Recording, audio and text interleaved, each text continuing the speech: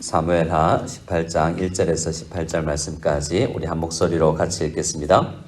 이에 다윗이 그와 함께한 백성을 찾아가서 천부장과 백부장을 그들 위에 세우고 다윗이 그의 백성을 내보낼세 3분의 1은 요압의 휘하에 3분의 1은 스루야의 아들 요압의 동생 아비새의 휘하에 넘기고 3분의 1은 가드 사람 이때의 휘하에 넘기고 왕이 백성에게 이르되 나도 반드시 너희와 함께 나가리라 하니 백성들이 이르되 왕은 나가지 마소서. 우리가 도망할지라도 그들은 우리에게 마음을 쓰지 아니할 터이요 우리가 절반이나 죽을지라도 우리에게 마음을 쓰지 아니할 터이라. 왕은 우리 10,000명보다 중요하시니 왕은 성읍에 계시다가 우리를 도우심이 좋으니이다 하니라. 왕이 그들에게 이르되 너희가 좋게 여기는 대로 내가 행하리라 하고 문 곁에 왕이 섬에 모든 백성이 100명씩 1000명씩 대를 이어 나가는지라. 왕이 요압과 아비새와 이때에게 명하여 이르되 나를 위하여 젊은 압살롬을 너그러이 대우하라. 왕이 압살롬을 위하여 모든 군 지휘관에게 명령할 때 백성들이 다 들으니라. 이에 백성이 이스라엘을 치러 들러 나가서 에브라임 수풀에서 싸우더니 거기서 이스라엘 백성이 다윗의 부하들에게 패하매 그날 그곳에서 전사자가 많아 20,000명에 이르렀고 그 땅에서 사면으로 퍼져 싸웠으므로 그날에 수풀에서 죽은 자가 칼에 죽은 자보다 많았더라. 압살롬이 다윗의 부하들과 마주치니라. 압살롬이 노새를 탔는데 그 노새가 큰 상수리나무 번성한 한 가지 아래로 지나갈 때 압살롬의 머리가 그 상수리나무에 걸림에 그가 공중과 그 땅 사이에 달리고 그가 탔던 노새는 그 아래로 빠져나간지라.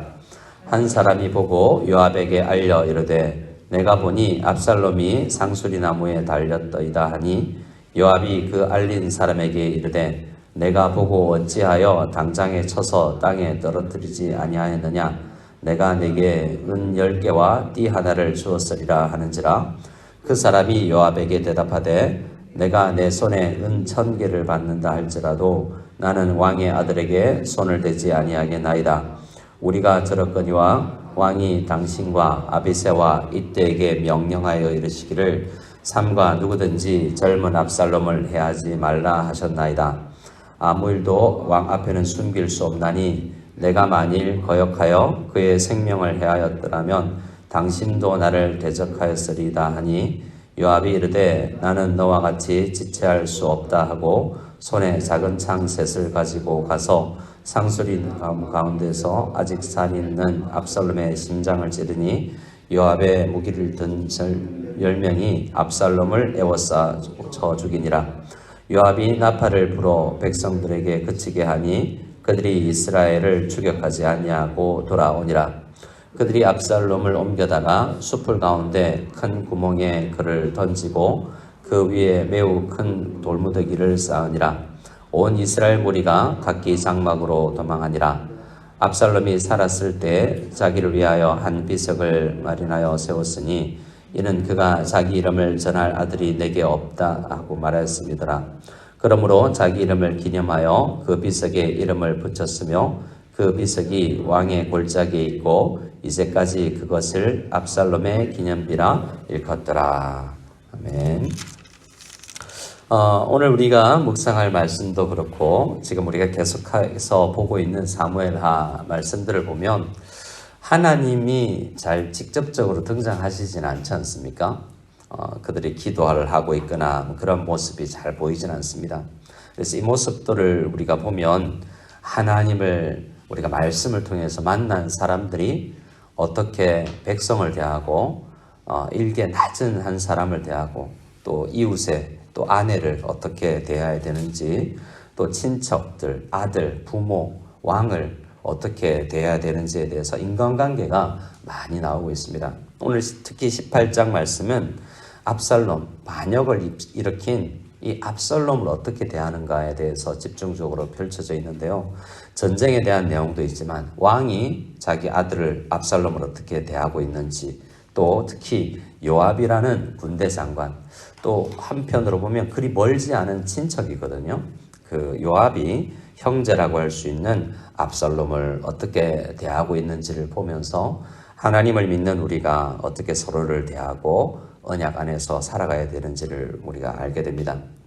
어제 말씀 우리가 17장에 해당되는 말씀을 보면 이 전쟁 전에 다윗을 찾아온 사람들이 있었는데요. 27절 말씀에 의하면 암몬 족속에게 속한 랍바 사람 나하스의 아들 소비와 또 로데발 사람 암밀의 아들 마길 그리고 바르실레라는 세 사람이 찾아와서 다윗에게 먹을 것을 주고 전쟁에서 힘을 내도록 하는 모습을 볼 수 있습니다. 다 한 사람 한 사람의 의미가 있지만 특별히 첫 번째로 등장하는 나하스의 아들 소비는 10장에서 등장했던 나하스의 아들 한운과 비교되는 것입니다. 다윗은 이 나하스라는 사람과 암몬 사람과 언약 관계 안에 있어서 서로를 잘 대해주기를 원했어요. 그래서 다윗이 권력을 잡았을 때 나하스의 아들 한운에게도 내가 잘해주겠다라고 했는데 한운은 그것을 받아들이지 않죠. 근데 지금 나하스의 같은 아들인 소비가 와서 그 아버지와의 언약 관계를 생각해서 지금 도망가고 있는 이 사람 도와주었다가는 압살롬이 만약 정권을 강하게 잡으면 자기도 침략받을 수 있음에도 불구하고 다윗을 도와주지 않습니까? 그래서 이 소비, 마길, 바르실레 그리고 다윗이 도망하면서 만났던 여러 사람들은 자기 이권과 어떤 자기 형편을 보고 사람을 대하는 것이 아니라 하나님의 언약, 또 진실된 우정, 그리고 헤세드라고 하는 자비를 베푸는 이런 마음으로 서로를 대하는 것을 볼 수 있습니다. 손해가 있을지 몰라도 내가 이 마음으로 사람을 대하는 것이 옳다라는 이 하나님께서 주신 마음들이라고 할 수 있죠. 그리고 나서 우리 18장이 시작되는데 이제 도망 피난민에서 조직된 군대로 변경되는 모습을 보여줄 수 있습니다. 그래서 3분의 1, 3분의 1, 3분의 1, 3대로 나누어서 이제 전쟁터에 나가려고 하는데요. 아직은 숫자도 이 압살롬에 비하면 적고 아직 이곳저곳에서 모여서 정규 군대라고 할 수는 없습니다. 그래서 전쟁의 용기를 돋기 위해서 다윗은 2절 하반절에 나도 너희와 함께 전쟁터에 나가겠다라고 이야기했습니다. 이런 말씀은 아마도 백성들에게 군인들에게 용기를 주었겠죠. 사기를 돈독시켰을 것입니다. 그런데 백성들은 뭐라고 이야기합니까? 3절에 왕은 우리 10,000명보다 중하십니다. 이 전쟁에서 승패는 왕이 죽느냐 안 죽느냐에 따라서 달렸으니까 우리는 왕을 지켜야 되겠습니다 라고 이야기하고 있습니다. 이들이 왕을 잘 지키면 나중에 한몫하리라 그런 마음으로 지금 왕을 지키는 것일까? 이야기의 쭉 흐름을 보면 하나님께서 선택한 왕은 누군가? 그가 비록 실수가 있고 그가 잘못을 했다라는 것을 우리는 알고 있지만 하나님께서 용서하시고 아직은 왕으로 세우신 공식적으로 하나님께서 공동체를 이끌어가라 하는 그를 우리가 어떻게 대해야 되는가라는 것을 이 말씀은 보여줍니다. 왕은 4절 말씀에 그들의 의견대로 이제 전쟁터에 나가지 않고 아마도 그들의 처소에 있으면서 기도했겠죠. 자, 그런데 나가면서 왕이 이 전쟁에서 한 가지를 꼭 지켜달라고 부탁을 합니다. 5절입니다. 왕이 요압과 아비새와 이때에게 명령하여 이르되 나를 위하여 젊은 압살롬을 너그러이 대우하라 라고 이야기합니다. 사실 전쟁은 압살롬이 일으켰고 주적을 이야기하자면 이 압살롬 입장에서는 다윗이고 다윗 입장에서는 압살롬일 텐데 다윗은 압살롬 좀 죽이지 말고 전쟁 가운데서라도 조심해서 좀 살렸으면 좋겠다. 이걸 나를 왕으로 생각한다면 또 우리 하나님을 믿는 이 공동체가 이것 좀 지켰으면 좋겠다라고 이야기합니다.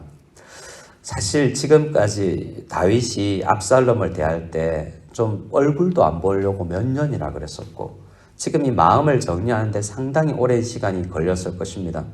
근데 이 다윗은 지금 다시 빚어지고 있죠.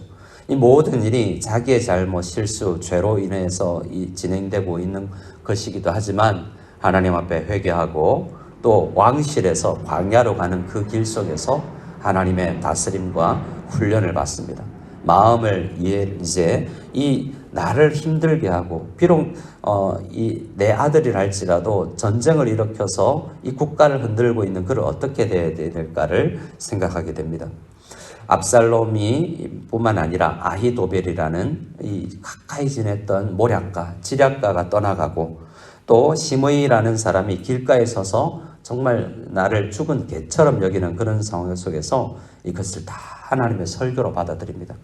하나님이 내 마음을 이렇게 다스리는구나. 이 환경이 내게 경제적으로 이렇게 낮아지게 하는 것이, 이렇게 광야길로 머리를 풀어헤치고 맨발로 걷게 하시는 것 속에서 다윗은 압살롬을 내가 잘못 대했구나. 내가 그를 잘못 대했구나라는 것을 깨닫고 이제는 너그러이 대우하고, 비록 그러할지라도 내가 큰 죄를 지었으나 하나님께서 나를 용서하시고 나를 품어주시고 다시 써주시는 것 같이 나도 하나님처럼 그를 조금 더 품어주면 그도 우리나라 안에서 큰 일을 하게 될 것이다 라는 기대를 하는 것 같습니다. 그래서 너그러이 대해달라라고 이야기를 하죠. 그런데 그 이야기는 이제 전쟁터 속에서 6절 이하에서는 이 전쟁이 숫자로 한 전쟁이 아니라 하나님께서 다윗을 지켜주시는 전쟁이었다라고 이야기합니다. 전략과 전법, 어떤 지형 지물을 사용해서 이겼다라는 것이 아니라 하나님께서 함께 하시지 않으면 이런 전쟁이 이길 수 없다라는 것을 보여주는 장면이고요. 그런데 9절 말씀에 보면 압살롬이 이렇게 나무 밑을 로새를 타고 지나가다가 우리가 잘 아는 것처럼 그가 그렇게 자랑하고 그렇게 사람들이 흠모하는 아름다움의 상징인 머리털이 그 상수리 나무에 걸려서 대롱대롱 매달리게 됩니다. 웃음꼴이죠. 근데 그것을 보고 요압에게 한 사람이 알려주는데요. 압살롬이 나 상수리 나무에 달려 있습니다 라고 이야기했더니 요압이 하는 말이 11절에 어찌 너는 그를 쳐서 땅에 떨어뜨리지 아니하였느냐라고 책망을 하면서, 만약 네가 압살롬을 죽였으면 내가 은 10개와 띠 하나로 포상을 주었을 텐데 라고 이야기합니다. 근데 그 사람이 요압에게 하는 말이 뭡니까? 아니, 우리가 출征할 때 우리 왕 다윗이 당신과 당 3명으로 나눈 그 군대 장관들 3사람에게 우리가 이 젊은 압살롬을 해야지 하는 말라는 것을 온 백성들이 다 들었는데 내가 어찌 왕의 명령을 거역할 수 있겠습니까? 라고 이야기를 합니다. 그런데 요압이 어떻게 합니까? 14절에 나는 너처럼 안 한다.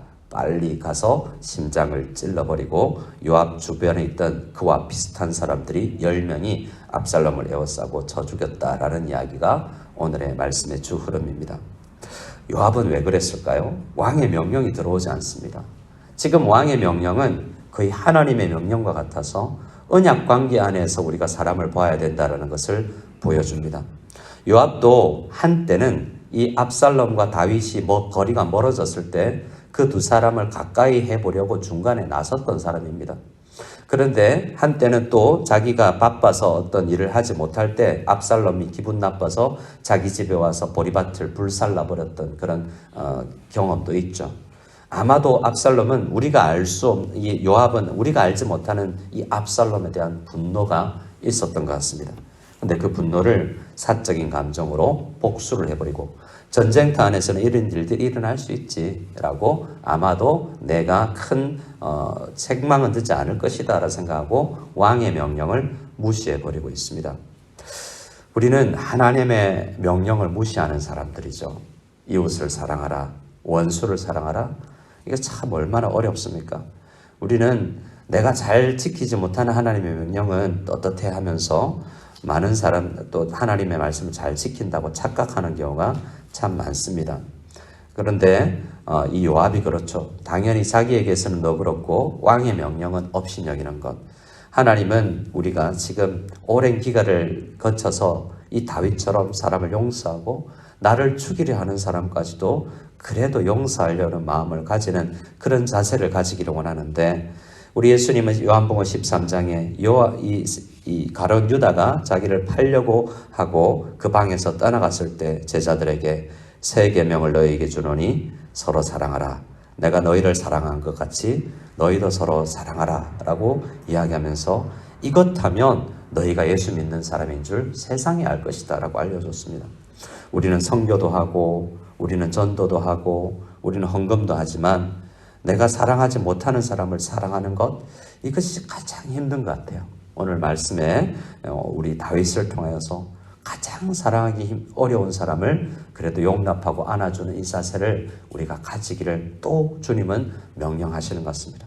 이 왕의 명령에 우리가 암송하는 데 그치지 않고 이해하는 데 그치지 않고 나도 이 명령에 다윗처럼 용서하고 품을 것인가, 아니면 달려가서 심장을 찔러버릴 것인가, 무관심할 것인가, 이것은 왕의 명령을 우리가 어떻게 여기느냐, 하나님의 왕이신 하나님의 명령을 우리가 어떻게 여기느냐에 달려있는 것 같습니다. 오늘 하루 정말 어려운 기도 제목, 하나님 내가 정말 요압처럼 살지 않고 다윗처럼 내가 용서의 사람 되게 하옵소서. 오늘 달려가서 심장을 따뜻하게 안아줄 수 있는 사람 되게 하옵소서. 간절히 기도하며 오늘 하루를 시작하는 우리 모두가 되었으면 좋겠습니다.